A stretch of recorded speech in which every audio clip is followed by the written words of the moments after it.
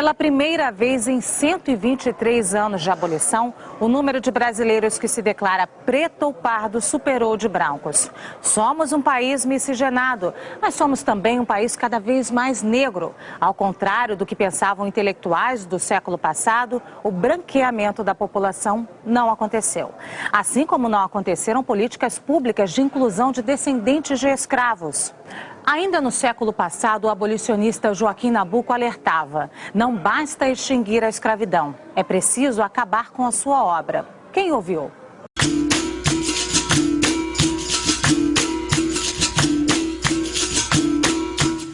A situação do negro no Brasil é tema deste Caminhos da Reportagem. Vamos mostrar, através da história de várias famílias, que superar a desigualdade racial e social tem sido cansativo e doloroso.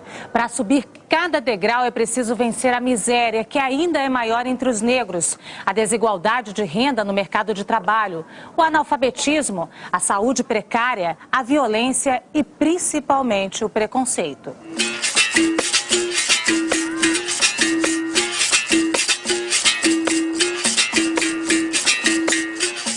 O Brasil avançou. Lá no topo, quem chega garante um Brasil plural que respeita a diversidade racial. É um Brasil vencedor, é um Brasil melhor.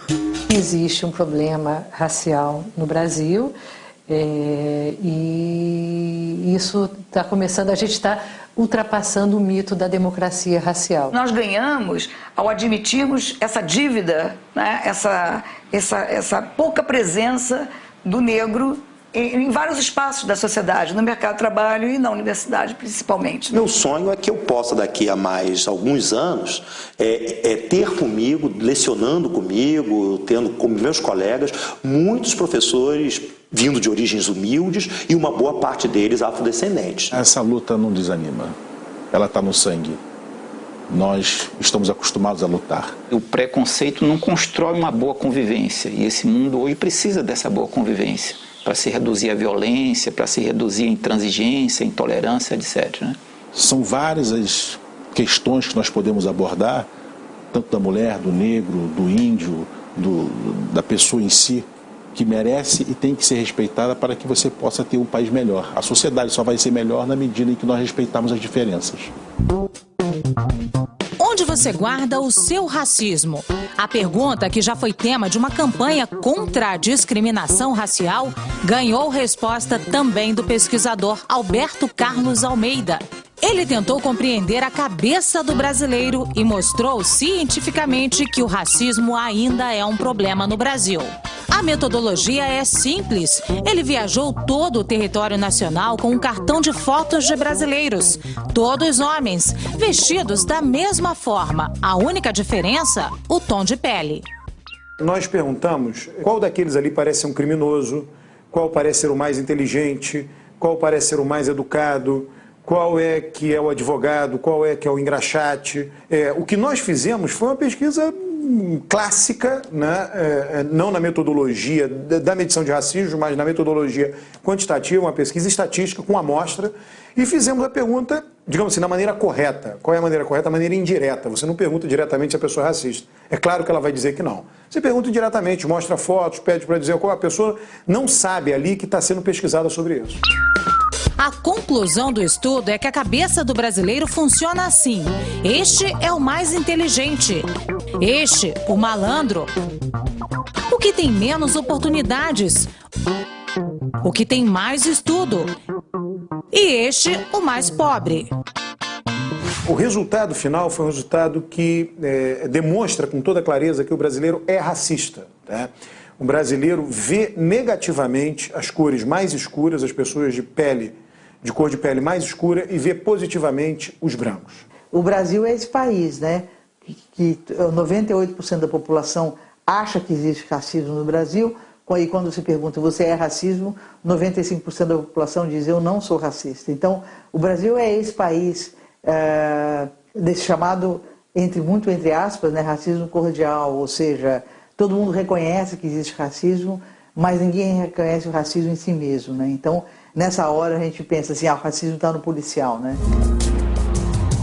As imagens de descaso do Sistema Único de Saúde são bem conhecidas por todo o Brasil. Os números do IBGE mostram que entre os mais afetados pela falta de atendimento estão os negros.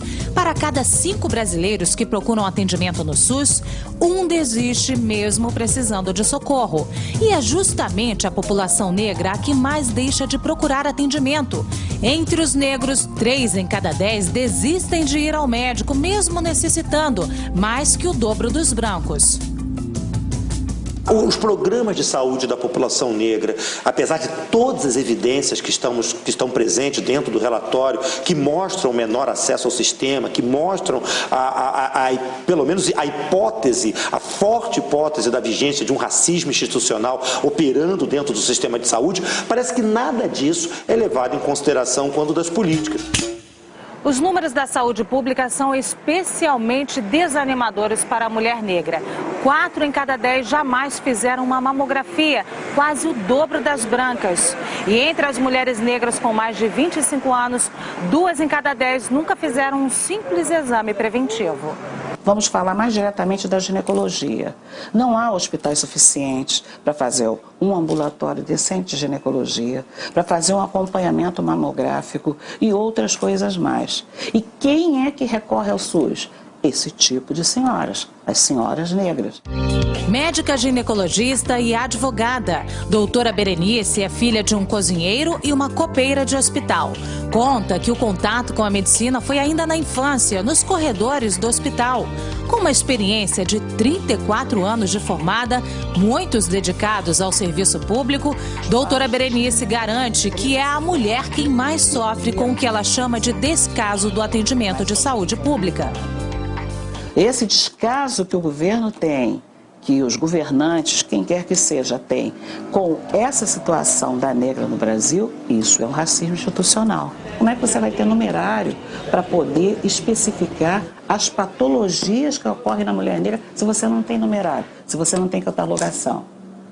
Torna-se a mulher negra invisível. Aliás, a etnia nossa é invisível. O povo ainda não nos vê. Não adianta a Lei Áurea, não adianta essas leis todas que seguram o SUS e outros atendimentos mais, que o negro continua no Brasil a ser um ser invisível. Violência, pobreza, exclusão e superação. Estas palavras, nesta ordem, são bem conhecidas da assistente social Sheila Dias. O primeiro contato com elas foi ainda na infância. Há 27 anos, a mãe de Sheila veio tentar a sorte no Rio de Janeiro, fugindo das agressões do ex-marido. Seria o fim da violência doméstica, mas o início de uma fase de exclusão e pobreza. Fiz um barraco de madeira, eu saía por aí pela rua pedindo. Ia pra feira vender as coisas, vender cabide, vender... Eu vendia cloro na rua. Aos 12 anos, Sheila já era empregada doméstica. Eu também segui o mesmo passo da minha mãe. Eu também fui empregada doméstica, trabalhei muito tempo em casa de família. E eu achava que aquele lugar, mesmo eu não me conformando, mas eu achava que aquele era o lugar que me cabia. 60% das trabalhadoras domésticas do Brasil, ou seja, 6 em cada 10 são negras, o dobro do número de brancas. Os indicadores do mercado de trabalho são especialmente ruins para as mulheres negras.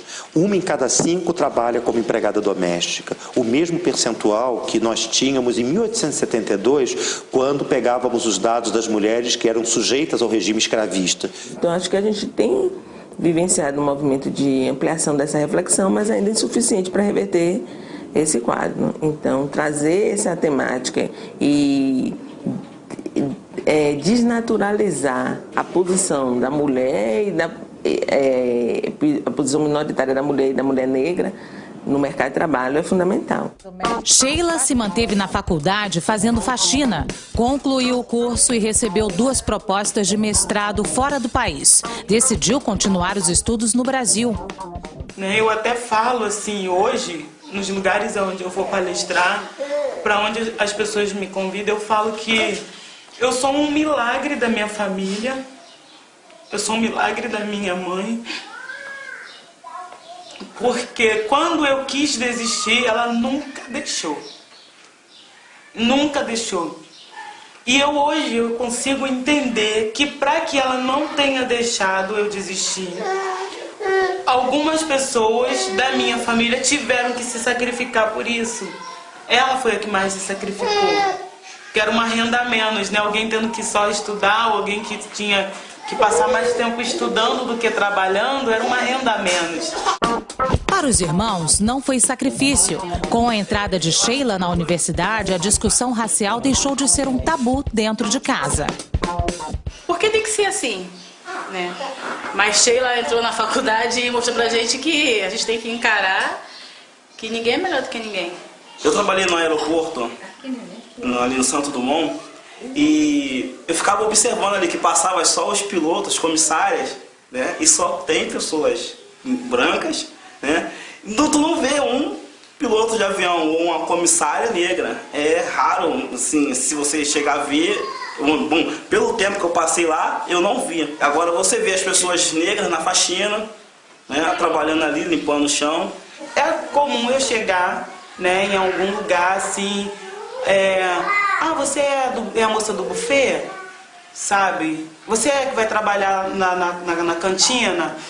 Olha, qual o seu nome? Deixa eu botar o seu nome aqui na lista, porque o pessoal do serviço entra pela porta de trás, entra lá pelo lado.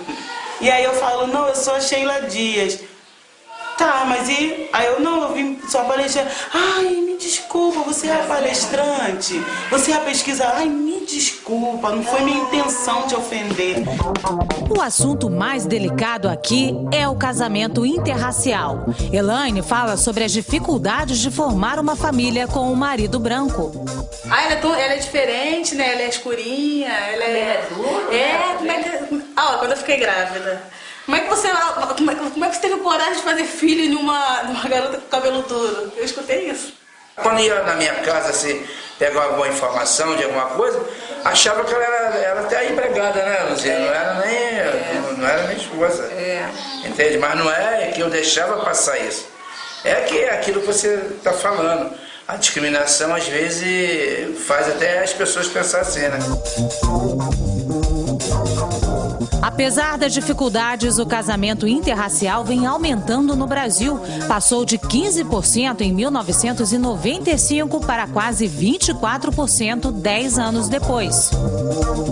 O casamento interracial faz parte da agenda da luta antirracista. Ele era proibido nos Estados Unidos, da lei Jim Crow, ele era proibido na África do Sul, do regime do apartheid. Então a luta pelo direito dos indivíduos se relacionarem livremente é parte de uma agenda histórica da humanidade pela liberdade e faz parte de um direito inalienável dos indivíduos se encontrarem. Estamos de volta, aqui é caixão lacrado arrombando a sua porta. De volta como a praga, tô de volta aqui no rap, cheio de informação pra você que nunca esquece, direto de Salvador, Bahia, Brasil. O bairro da Liberdade tem 23 mil habitantes e é o segundo maior de Salvador. Ganhou fama de ser o maior bairro negro do Brasil. É um aglomerado de casas, becos e problemas. Como em qualquer bairro pobre do Brasil, onde falta quase tudo, é a violência o que mais preocupa. Quem sobe a ladeira do Curuzu hoje é o rap. O ritmo pediu licença ao mais belo dos belos, o Ilê Aie.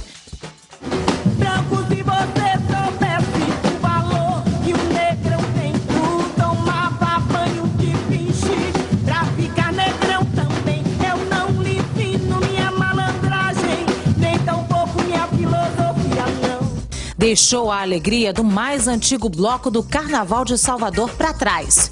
A letra aqui fala da miséria, da corrupção, do desemprego, da violência. Gilcimar e Josimar, os MCs Pequeno e Billy, também querem cantar outra história da liberdade. É por um fio onde duas torres já caiu. É por um fio, é por um fio. Por um fio já estive, por um fio nós estamos. Com tanta miséria que a gente vai passando, o sistema faz o estrago do começo ao fim. Essa luta é nossa, não podemos desistir. A família sofrendo, perdendo um filho por causa do crack. A outra família perdendo um filho porque é ladrão, porque virou ladrão. A outra perdendo o filho porque o filho não teve oportunidade de uma vida melhor, não teve emprego, não teve condições de fazer uma faculdade. Aí a minha inspiração vem da rua mesmo. Faculdade e rua. Caixão Lacrado é o nome do grupo. É muita miséria, muito sangue. Então eu achei de acordo colocar esse nome porque tanta miséria que eu vejo. Nós que vivemos aqui na comunidade, não só nessa, como várias outras comunidades, não falo só de Salvador, falo do Brasil em um todo, estamos à mercê de quase tudo, baseado no crime. MC Billy canta também para superar a dor. Perdeu para o crime um dos irmãos que foi barbaramente assassinado. O fato que aconteceu foi que aqui mesmo, no pé da ladeira lá em cima, ele foi brutalmente assassinado com 9 tiros de 45. E um desses 9 tiros perfurou o pulmão e ele veio a falecer. Demos socorro e tal, mas não teve jeito. Se o cara não for firme mesmo, não tiver a fé dele mesmo própria, o cara que entra de cabeça. É muito fácil você entrar pro crime. Pro tráfico de droga é muito fácil. O crime não compensa. O crime não compensa. É ou morte, ou cadeira de roda, ou cadeia. Não existe seguro desemprego para quem trabalha no crime. Em números absolutos, o Brasil é o país onde mais se mata no mundo. Segundo dados da ONU, são 22 mortes para cada 100 mil habitantes. Mas esse triste primeiro lugar pode ser ainda pior. Se considerarmos apenas os jovens negros de 18 a 24 anos do sexo masculino, o número de assassinatos é de 150 casos para cada 100 mil habitantes. Para se ter uma ideia, esse número é 15 vezes maior que nos Estados Unidos e 5 vezes maior que na Colômbia. Nós temos sido muito tolerantes em relação à violência. Talvez porque nós como país, talvez porque as principais vítimas são jovens e são jovens pobres e negros moradores de favela e periferia do Brasil. Em alguns estados e algumas unidades da federação, a diferença das razões de mortalidade de negros e brancos, né, chega a mais de 1000%. Paraíba, Bahia, Pernambuco, Ceará, né? E mesmo no Rio de Janeiro, São Paulo, as razões são absurdamente altas. Isso não é um problema de polícia, isso é um problema de saúde pública. Nós, brasileiros, nós temos tolerado as mortes brutais, as mortes violentas, porque de uma certa forma elas não ocorrem. Dentro das nossas famílias, elas não ocorrem com jovens de classe média, brancos, para quem o Brasil investe no seu futuro, né? E é necessário que os esforços do poder público para conter esse genocídio sejam adotados imediatamente sobre o risco das autoridades do Brasil serem um dia ou em pessoa ou moralmente condenadas por crime contra a humanidade. No próximo bloco você vai conhecer histórias de superação e sucesso. O porteiro que virou desembargador e o ex-menino de rua, hoje professor de História da África. Em instantes.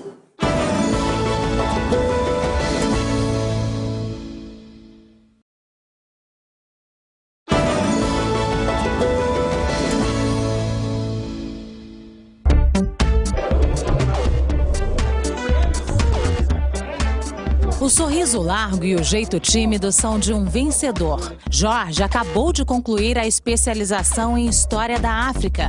Pagar a faculdade foi uma luta, mas nada comparado à infância e adolescência. Jorge cresceu nas ruas do Rio, junto com a mãe e os 10 irmãos. Passou fome, viu amigos serem assassinados e aos 11 anos ainda era analfabeto. Vivia de biscates, né? Capinava terreno, limpava a fossa dos outros. Eu fui trabalhar até de empregado doméstico. Eu não queria continuar vivendo daquela forma. Eu necessitava que a minha vida mudasse. Tinha que, de alguma forma, tinha que mudar, tinha que se transformar. O professor Jorge é mestre em História, mas é craque em superação. E em matéria de determinação, sempre tira nota 10. Foi com essa determinação que aos 11 anos procurou um juiz da infância e disse que mesmo sendo morador de rua, sem endereço fixo e documentos, tinha o direito de estudar. Conseguiu a matrícula na escola e mudou seu futuro. Não deu para ficar rico. Mas ontem eu recebi o segundo salário depois de 3 anos de faculdade. Neste cursinho não tem salário. Jorge é mais um dos milhares de professores voluntários que acreditam que os cursos pré-vestibular para pessoas pobres abrem portas. Volta e meia eu falo com eles que eles têm esperança de lutarem pelos sonhos deles, pelos direitos deles. Uma boa ajuda na luta por uma universidade mais plural vem dos cursos pré-vestibular, que colocam cada vez mais estudantes pobres na faculdade. Em 1988, menos de 4% dos estudantes nas universidades eram negros. 20 anos depois, este índice já chegava a 16%. Parece que nós estamos numa espécie de meio do caminho. Parece que nós estamos na construção de uma política, mas é como se esse prédio ainda não estivesse pronto e ele estivesse ainda, na verdade, na fase da constituição dos seus alicerces. O brasileiro aceita cota para mulher nos partidos políticos. Nunca ninguém questionou isso, né? Desde a década de 90, nós temos cotas para mulheres. A subrepresentação das mulheres nos partidos políticos era tão grande que cada partido começou a pensar em cotas para mulheres nos partidos. Você tem cota para deficiente físico no mercado de trabalho e nas universidades. Isso ninguém questiona. A cota para o negro mexe com uma crença profunda do Brasil, né? De que nós temos um país com uma harmonia racial, que nós somos um país miscigenado, que nós somos um país que nós não temos problema racial, que o nosso problema é apenas social. Hoje, 75 universidades utilizam algum tipo de ação afirmativa. Entre os beneficiados pelas famosas cotas estão os estudantes de escola pública em primeiro lugar. Em segundo, o deficiente físico. E em terceiro, os estudantes negros. Mas é justamente a cota racial que mais esquenta o debate. Acredito que as condições desiguais não estão só para os negros, mas sim para brancos também. Eles acabam se aproveitando da cota para não estudar, porque já que tem cota é muito mais fácil de passar. Independente da cor, da raça, da classe social, competir de igual para igual como quem tem um bom ensino desde sempre. Eu acho que o governo deveria dar o mesmo tipo de estudo para todos os estudantes, não privilegiar na hora do vestibular mesmo. Apesar de ser uma ação paliativa e assistencialista, eu sou a favor. Até que se caminhe para tal melhoria do ensino, eu acho importante as cotas sim. Não é a solução ideal, mas é uma medida paliativa, uma medida rápida. É uma solução sim, a curto prazo, mas tem que ser feito alguma coisa lá de baixo, desde o primeiro grau, desde o início. Essa questão da cota, essa questão da política de ação afirmativa, eu acho que ela vai trazer isso, mais democracia para o país. E eu acho que depois de um período de redemocratização que nós estamos vivendo desde a década de 90, é quase que inevitável essa discussão. Um bom termômetro para o crescimento da discussão racial no Brasil é o mercado editorial. Essa editora, por exemplo, trabalha há mais de 30 anos com a temática afro e o crescimento por aqui é evidente. Nos últimos 5 anos, o número de novas publicações passou de 18 mil exemplares para 50 mil a cada ano. Cristina, a dona da editora, conta que há 30 anos a cultura afro era tratada no meio acadêmico como exótica e que hoje a produção editorial foge do estereótipo. Não é ainda natural que o negro esteja ligado nesse país às coisas da cultura letrada, formal. E a gente precisa ver essa cara muitas vezes para que isso seja natural e que não seja tão espantoso. Ou então tem aqueles lugares do negro de sucesso, que é juntar a bola, juntar a música, né, ao esporte, tudo. O lugar do sucesso é um lugar igual para todos, devia ser assim. Então o livro, isso que você está dizendo, é tão natural, devia ser muito normal.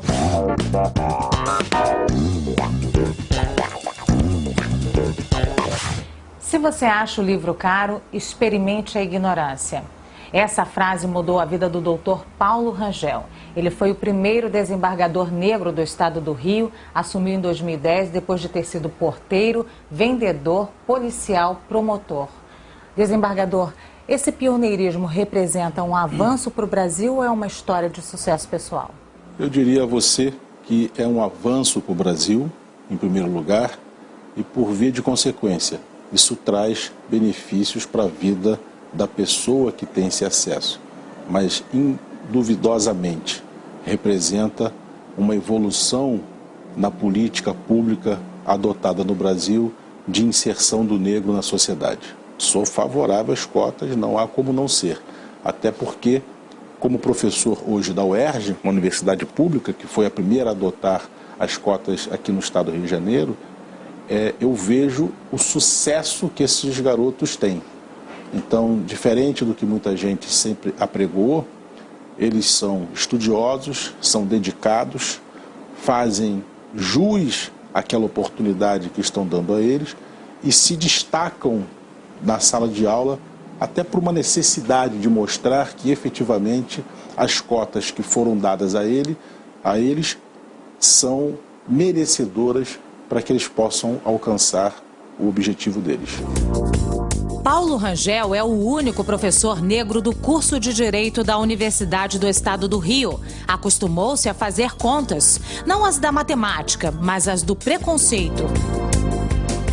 Quando eu vou para o Tribunal de Justiça, que eu sou o primeiro desembargador negro a entrar pelo 5º do Ministério Público, são 180 desembargadores, entrou primeiro no dia 30 de março do ano passado, alguma coisa está errada.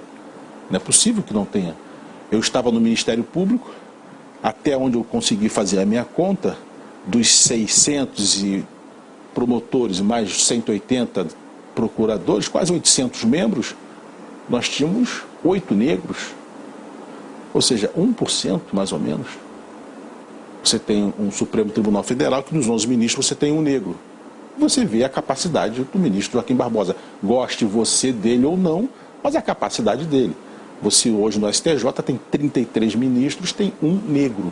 E você vê a capacidade do ministro Benedito Gonçalves. Ou seja, alguma coisa está errada.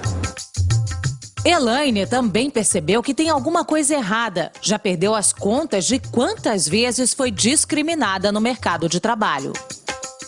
Já aconteceu isso comigo, né? Chegar para uma entrevista, eu fazer tudo certinho e eu sabia que eu não fiquei pela aparência. O que é raça? Realmente não existe um conceito de raça, nem na biologia. Mas a raça é uma construção social, né? Então não adianta eu, branca, que nunca sofri nenhum preconceito racial, não adianta eu dizer, não tem raça. Sabe? Não existe raça. Claro que existe. Vai perguntar alguém que sofre discriminação racial, aí a pessoa vai descrever os momentos em que esteve uma discriminação racial. As mulheres têm taxas de desemprego costumeiramente mais alta que todos os demais grupos, incluindo homens negros, mulheres brancas e homens brancos, sendo que na comparação entre mulheres negras e homens brancos você encontra taxas de desemprego que comparativamente são mais do que o dobro. As mulheres negras são mais sujeitas à informalidade, são mais sujeitas aos trabalhos sem remuneração. Então, portanto, aí nesse caso ocorre uma discriminação agravada que é de raça e é de gênero. Quando se compara a renda, o abismo entre brancos e negros é evidente. O rendimento médio do trabalhador branco é de R$ 1.700, enquanto o do trabalhador negro é de R$ 900, uma diferença de 93%. A primeira questão é você procurar trazer esse debate, essa discussão para as instituições e promover ações afirmativas no mercado de trabalho. A baixa escolaridade, aliada ao preconceito, são determinantes para que os negros ganhem menos. Eles também quase não exercem cargos de chefia. Fiz um mestrado, fiz um doutorado, terminei meu pós-doutorado e eu pergunto, quantas pessoas terão oportunidade de fazer isso que eu fiz? Cargos de chefia, cargos executivos, cargos de representação, cargos de poder, em geral no Brasil, são exercidos por pessoas de peles claras, em geral do sexo masculino. A cor branca e ser do sexo masculino significa que aumenta a probabilidade de uma pessoa vir a exercer no Brasil o poder, seja econômico, seja o poder político. O desembargador Paulo Rangel, que chegou a uma posição de liderança, explica que ainda assim é preciso lutar contra o preconceito. Se senhor já sofreu preconceito racial? Já. Várias vezes. Nitidamente, claramente. Só que, como fui porteiro de edifício, fui vendedor, fui policial, promotor, agora desembargador, eu tenho fases do preconceito. Hoje, para sofrer esse preconceito, a reação vai ser imediata. Eu não vou admitir esse tipo de coisa. Quando eu era porteiro, as pessoas passavam por cima e pronto. E eu não tinha voz ativa para gritar. Então, quando eu grito hoje, não é porque eu gosto de confusão. Eu grito em nome daquele que não pode gritar. Se eu for sacrificado em benefício do meu povo, eu estou compensado de tudo, de toda a minha vida, a minha biografia. É isso mesmo que ela indica. Há 35 anos, o fotógrafo e cineasta baiano Antônio Olavo trabalha para dar voz a quem nunca é ouvido. Tem 3 longas-metragens e produz calendários com personalidades negras. No ano 2000, nós fizemos Bahia Negra, 100 biografias de homens e mulheres da cultura negra na Bahia, que foi uma coisa extraordinária, porque revelou para as pessoas daqui da Bahia, daqui de Salvador particularmente. Você andava, por exemplo, na rua Caetano Moura, passava pela rua Caetano Moura e as pessoas não sabiam que Caetano Moura era negro. Se a gente abrir um pouco essa janela para essa história do povo negro, a gente descobre uma enormidade. É um mundo de qualificações, é um mundo de coisas ricas, emocionantes, de trajetória, de performance brilhante, em todas as áreas, ou no candomblé, ou no futebol, ou na política. Luta para trazer à memória uma história que não é contada, a história do negro no Brasil. As professoras encontravam uma forma de me chamar a atenção, de me repreender, etc. E eu chegava em casa a contar para minha mãe essa questão, ela saía igual uma fúria. Ia lá no grupo escolar, eu junto, não? E ela chamava a atenção das professoras e repreendia e falava mesmo áspera e com autoridade. O que me incomoda, a minha inquietação, é essas histórias existirem e elas serem tão pouco conhecidas. Com o meu trabalho, eu busco justamente isso, trabalhar com a história, essa história dessa população negra, mostrando que, no passado, inúmeras centenas, milhares de pessoas lutaram, sonharam e tiveram dignidade para lutar por uma vida de liberdade, de justiça e de igualdade, para que mostre para a gente que nós temos um passado de honra, um passado que nos deve orgulhar. Quer dizer, o nosso passado não é só de escravidão, não é só de humilhação, de sofrimento, de tristeza, de tortura, de discriminação, que houve isso. Nosso passado também teve dignidade, teve luta, teve brio, teve ludicidade, teve alegria, teve felicidade, teve transgressão. As comunidades quilombolas, as revoltas populares, a Bahia e o racismo são os temas escolhidos por Antônio Olavo. Neste novo cenário, o movimento negro buscou novos caminhos para sua reorganização, realizando a Convenção Nacional do Negro, evento promovido pelo TEM, em São Paulo e no Rio de Janeiro, que reuniu dezenas de entidades de vários estados. 350, 400 anos de escravidão, você não modifica isso com 20 ou 30 ou 40 anos. São muitas e muitas gerações, onde se consolidou, onde se institucionalizou, se incorporou esse racismo, esse pensamento de um ser superior ao outro. Para você modificar isso, você tem que ter um pouco mais de paciência. Né? Eu acredito que vai ser possível, agora, com luta, né? Os homens só fazem pisar. Cortar e pisar. E ajuda a catar. Tem homem que bate também, nós vamos deixar vergonha. Aqui é a minha família. Antigamente a gente fazia pisado no braço também. Aqui vai. Hoje que amaram a fábrica, mas não é pra gente, a fábrica é dos patrão. Há uma dívida, sim, porque em nenhum momento houve uma política de inclusão social da população negra. É como se a sociedade brasileira tivesse dito depois que a princesa Isabel assinou a Lei Áurea: bom, agora vocês estão livres, agora vocês virem-se, vocês são cidadãos. Né? Então é muito perverso. A história brasileira foi escrita pelas elites brancas. E as elites brancas escreveu ela de forma plena, completa. Então não há lacuna do ponto de vista da elite branca. Está completa. Não preenche, não incorpora, não registra, não ressalta, não destaca a presença negra, mas é dentro da visão que eles tinham de que essa presença era secundária, não era importante.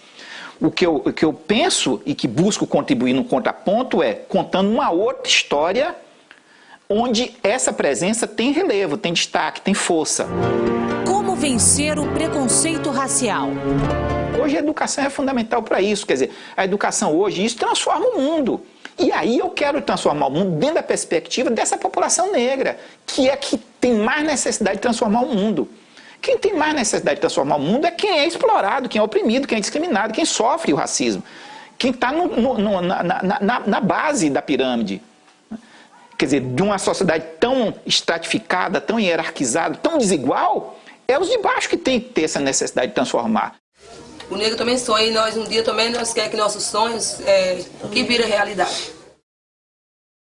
Somos nós os quilombolas, vamos juntos nessa luta, vamos ganhar os quilombos, com a fé no Senhor daquela gruta, vamos ganhar os quilombos, com a fé no Senhor daquela gruta.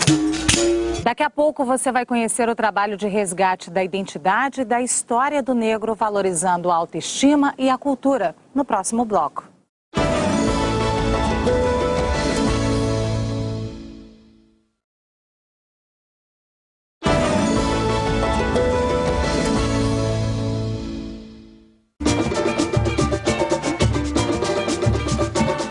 Ninguém ouviu um soluçar de dor no campo do Brasil. Um lamento triste sempre ecoou. Uma vez por mês, esta comunidade da Baixada Fluminense relembra o passado da escravidão, entoa um lamento, mas principalmente celebra a liberdade. Um canto de revolta pelos mares, nos quilombos dos palmares, onde se refugiou. Fora a luta dos inconfidentes, pela quebra da corrente, nada adiantou. O bairro Zumbi dos Palmares é uma ocupação e foi fundado em 1988 durante as celebrações dos 100 anos da abolição da escravatura.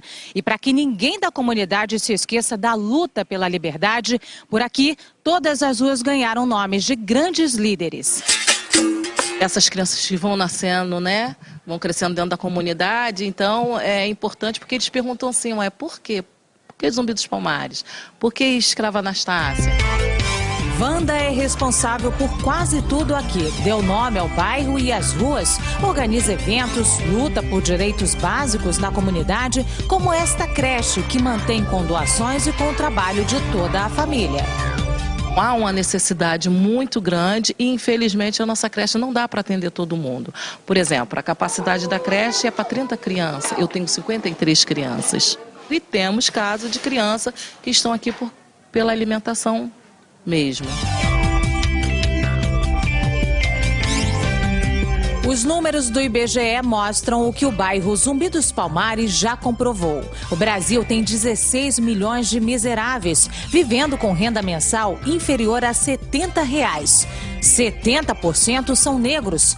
Na distribuição do Bolsa Família, os negros representam 66,4% dos beneficiários do programa do governo federal.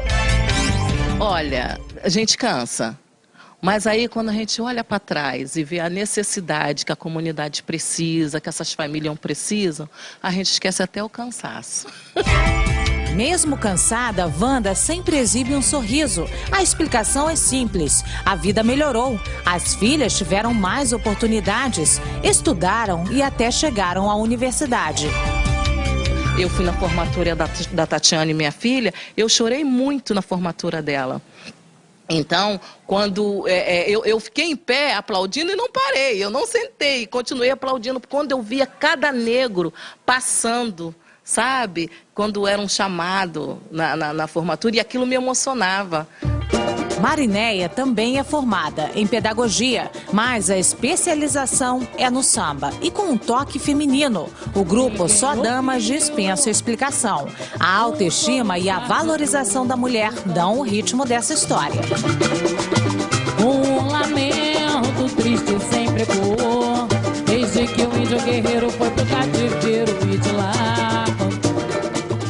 Um grupo de mulheres negras que residem, a maioria delas, nessa comunidade. A gente faz essa feijoada todo primeiro sábado do mês, mantendo esse espírito da cultura brasileira, que é o samba, presente na nossa comunidade. O preconceito contra a mulher não é o único obstáculo para as meninas do Só Damas. Quando pode cantar, cantar de tudo. A dupla jornada de trabalho cansa muito? Muito, acaba sendo tripla, né? Que eu sou mãe, trabalho fora e tenho grupo.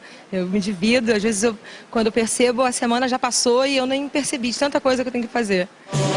A feijoada do Só Damas é uma espécie de celebração da cultura negra. Tem capoeira,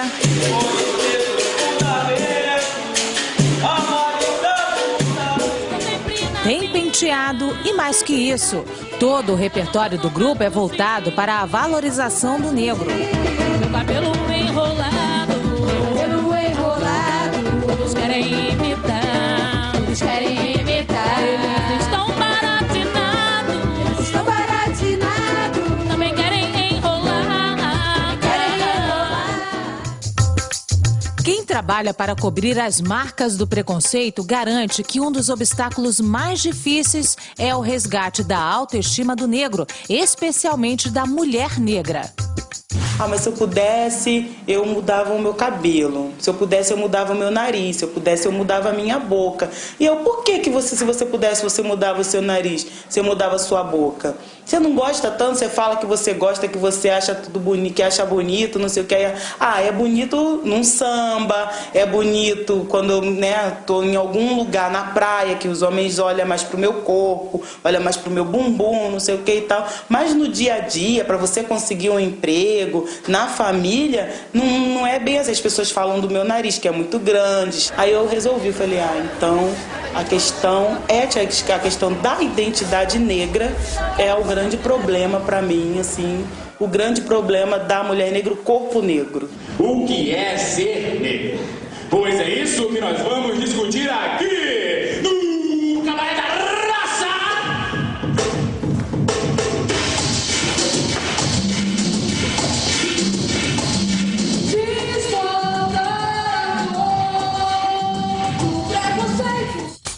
Resgatar a identidade e a imagem positiva que o negro deveria ter de si mesmo é também missão do Bando de Teatro Olodum.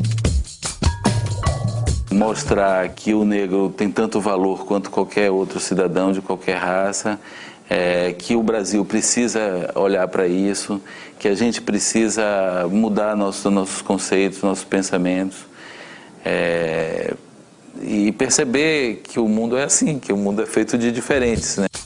Há 21 anos, o grupo formado exclusivamente por atores negros faz sucesso no Brasil e mundo afora.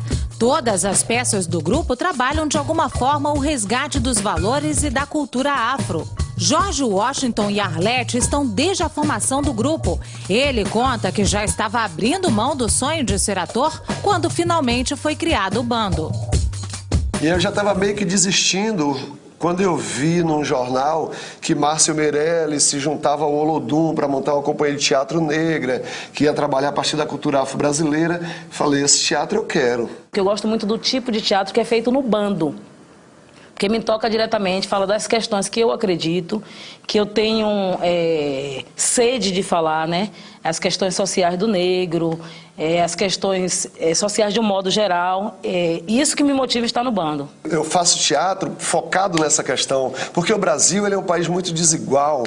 O Brasil é um país racista, sim, e no dia que a gente assumir isso, vai ficar muito mais fácil. A gente vai resolver a questão, porque a gente vai entender que de que lado que cada um está e cada um vai se resolver e a gente vai conseguir eliminar essa praga, né, que é o racismo no Brasil. Apesar do tom sério, o humor é uma marca do Bando de Teatro Olodum. Você passa na rua, o cara te chama de negona. Você não se sente ofendida? Meu trauma de infância. Você também é pagode. Não parece, porque o pagode, gente, é um exemplo vivo que o racismo no Brasil é uma mentira. Porque vai negro, vai orientar, vai todo mundo, gente. A gente sempre faz o público rir muito, porque através do riso vem a reflexão. Né? É mais fácil você ganhar o público através do riso do que você vir e dar um soco na cara. Você vê um espetáculo como Áfricas, que eu digo, é simplesmente o que está escrito na lei. A obrigatoriedade de se ensinar a cultura africana, afro-brasileira, indígena em sala de aula, e a gente tem tudo isso em África. Porque, Márcio já havia falado aqui, as crianças não têm a referência de se ver na TV. É genial o espetáculo e cumpre essa função, né, de dar referências para as crianças.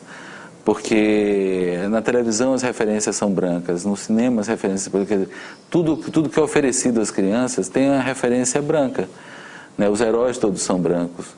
Então, os atores do bando são heróis para essas crianças, não só os que eles representam, mas eles próprios.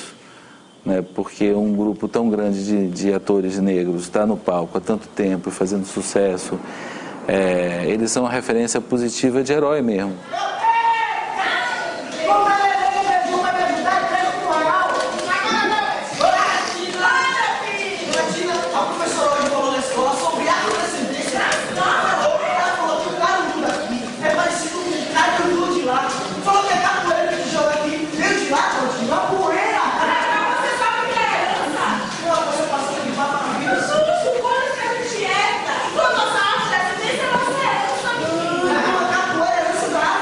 Eu dizia assim, é longe de mim de ser uma diplomata.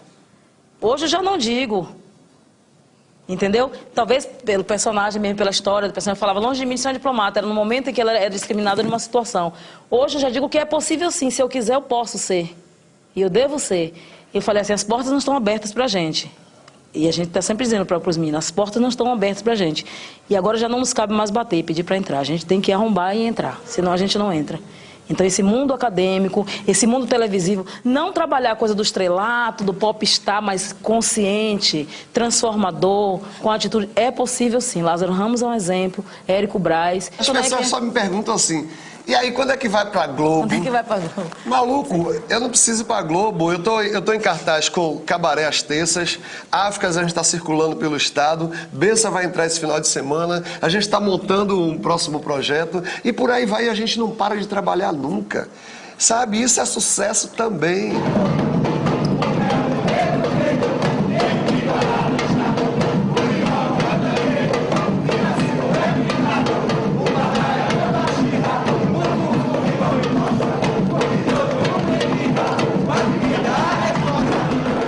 Eu acho que hoje a gente vive uma situação de que as pessoas começam a se entender como afrodescendentes, nesse sentido de que uma parte da nossa história, uma parte daquilo que nós somos, que para uns está estampado na cor da pele, para outros está estampado ou está marcado na forma que nós somos, ela é afrodescendente, como ela é muito lusa também, como ela é indígena. Né? Então, essas coisas hoje estão mais ditas, mas no sentido de valorização.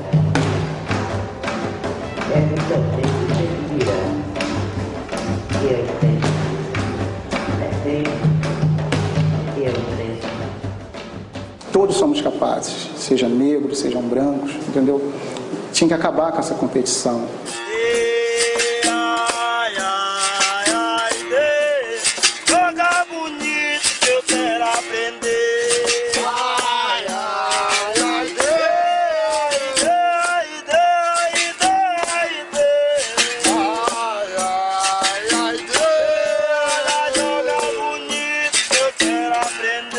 Se nós conseguirmos estabelecer uma sociedade melhor para todos, melhor para os nossos filhos, brancos, negros, índios, o que quer que sejam.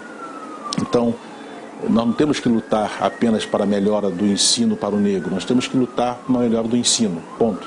Por quê? Porque esse ensino do negro é do branco, é do índio, é de todo mundo.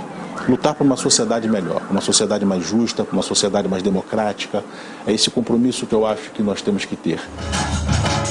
Eu sou negra, minha pele escura, a semente genética fez essa mistura. Eu sou negro porque também sou gente, eu sou negro pela minha cultura. Vindo da África dos meus pertences, raça negra, índia, seja lá quem for.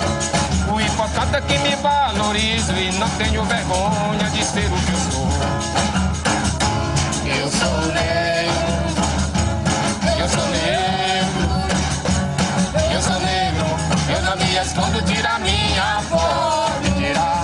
Eu sou negro, eu sou negro, eu sou negro, eu não me escondo, tira minha foto. A nossa história é bela de se ver e é bem facinho de se aprender.